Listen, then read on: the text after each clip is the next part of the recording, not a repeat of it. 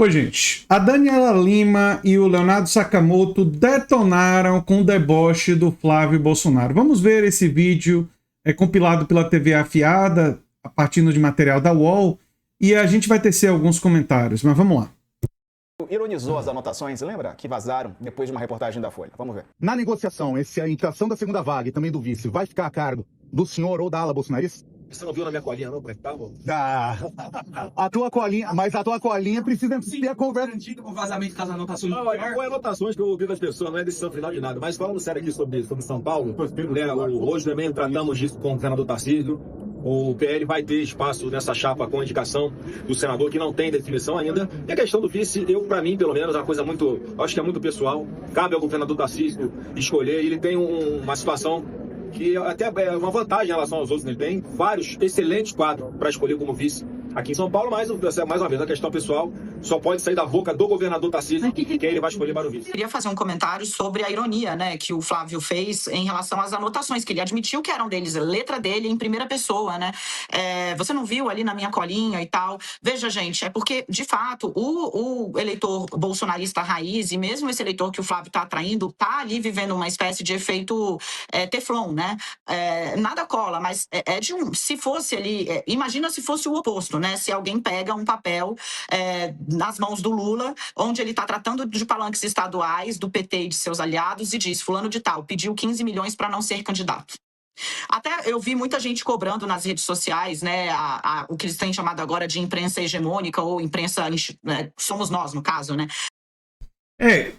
Eu respondo, viu, Daniela? Se fosse o Lula, eles estariam dizendo suborno, absurdo e tudo mais, né?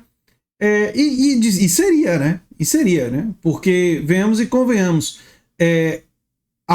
esse pessoal tá negociando candidatura com dinheiro, mostra quem eles são. Aliás, essa questão do dinheiro envolvendo o bolsonarismo e a forma como eles se vendem, né?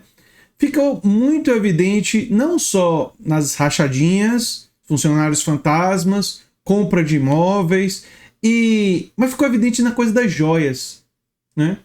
Ou seja, eles são pessoas que veem a política como veículo para o enriquecimento.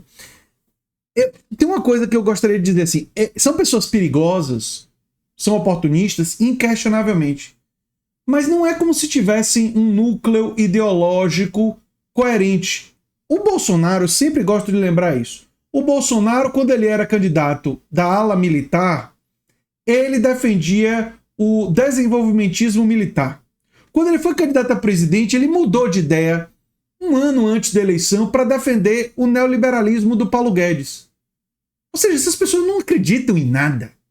O Bolsonaro, o pessoal da direita aqui, eles acreditam, o neofascismo acredita em ter poder, favorecer grupos reacionários e ultraconservadores que apoiam eles e favorecer os seus financiadores. Só. As outras crenças, as outras dimensões ideológicas são sempre negociáveis, porque o que interessa para eles é o poder, não é? E os eleitores têm o delírio de achar que essa pessoa acredita em alguma coisa. Mas vamos seguir. Ontem nós falamos sobre o assunto, mas acho que de maneira sucinta. Do lado do nome do atual vice do Tarcísio tinha um cifrão. O cidadão é investigado por lavagem de dinheiro no exterior, né? E tinha um cifrão do lado do cara e o espaço do vice como dúvida.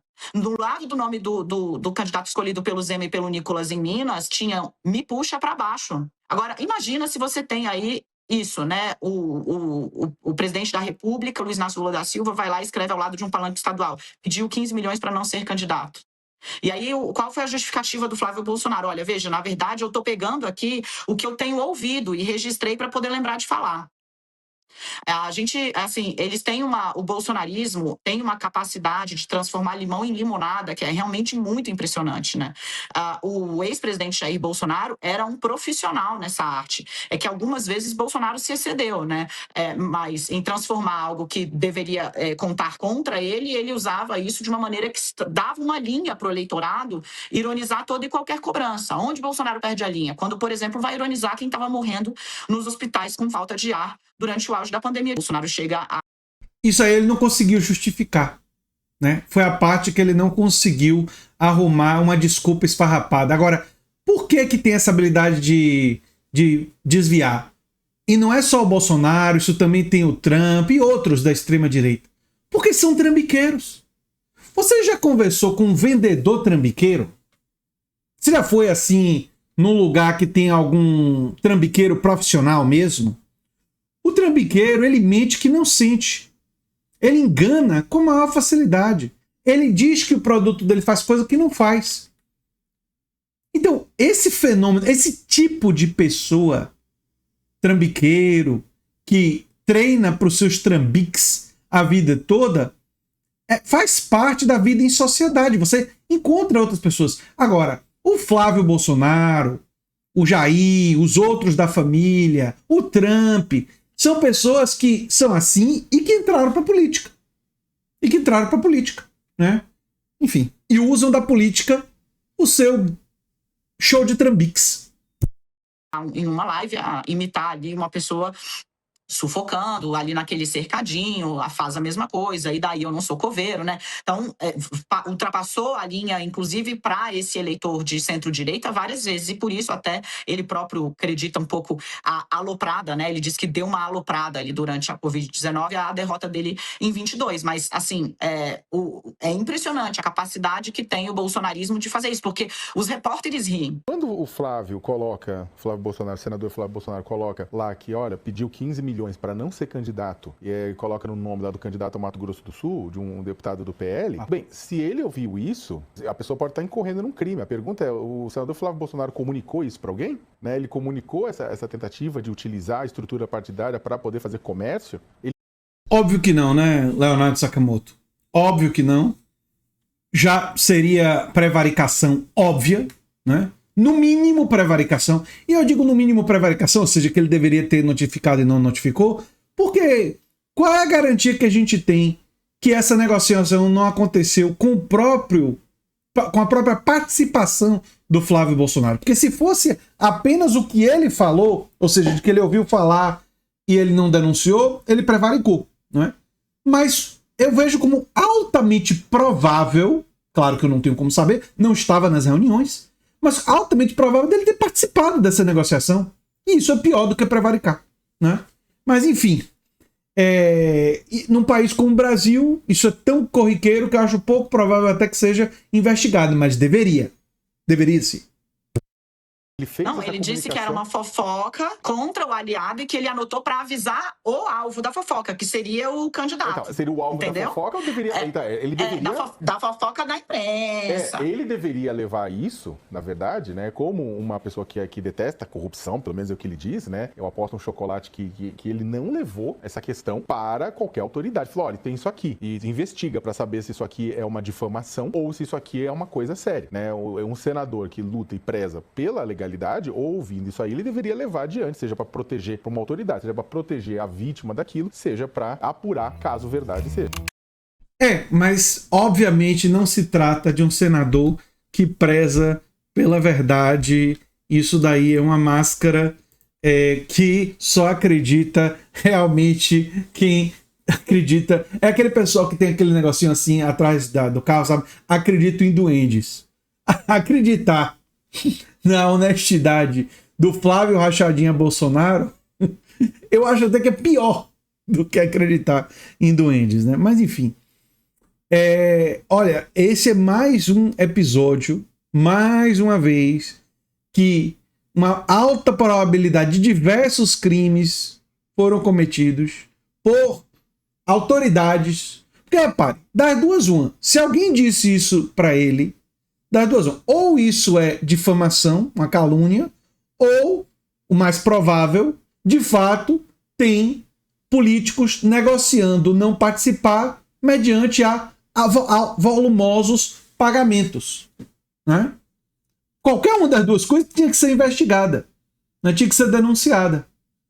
E ele dá risada e faz ironia e tal, porque, pare para pensar, uma pessoa que comprou uma mansão de 6 milhões de reais, comprou um monte de coisa com dinheiro vivo, tinha funcionários fantasmas a rodo, O pai não pagava dinheiro da gasolina, tinha funcionários fantasmas a rodo, ensinou a família toda a fazer. Ninguém foi preso, a não ser o pai, que foi preso por tentativa de golpe de Estado. Ou seja, a roubalheira toda, que está documentada no livro da Juliana Dalpiva, não levou ninguém à prisão. Ninguém à prisão. Uma pessoa que vive isso há tantos anos não acredita que vai ser punido. Eu acho que dá risada, dá esse deboche por causa disso. Agora, se o brasileiro, e aí a importância de compartilhar esse vídeo, se o brasileiro relativiza isso, entra no deboche, apoia uma figura claramente corrupta, como o Flávio Bolsonaro, e se diz defensor do combate à corrupção, essa pessoa, eu acho que hipocrisia é pouco para descrever esse tipo de comportamento. Me parece pouco, né? Mas enfim, se você quiser ganhar dinheiro de forma honesta, divulgando ideias de esquerda e propagando conhecimento, aí sim, você pode se inscrever no programa de afiliados do canal A Nova Máquina do Tempo. No primeiro link do comentário fixado tem como é que você faz. É só, basicamente ensina você a se inscrever gratuitamente no Hotmart. Gratuitamente também você vira afiliado, não precisa gastar R$1, nada, não vai gastar dinheiro você. E você vai ter um link que você vai divulgar, esse link é seu. E se alguém comprar os meus cursos que divulgam ideias de esquerda pelo seu link, curso sobre Marx, sobre Gramsci, sobre Orwell, sobre, enfim, vários autores, Bourdieu, você ganha inicialmente uma comissão de 20% e depois uma comissão de 40% no valor do curso.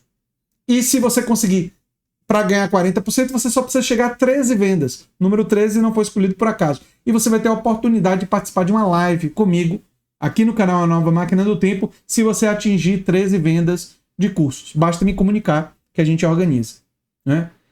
Mais detalhes no comentário fixado, e qualquer dúvida pode colocar nos comentários que eu vou responder. E pode me entrar em contato comigo também.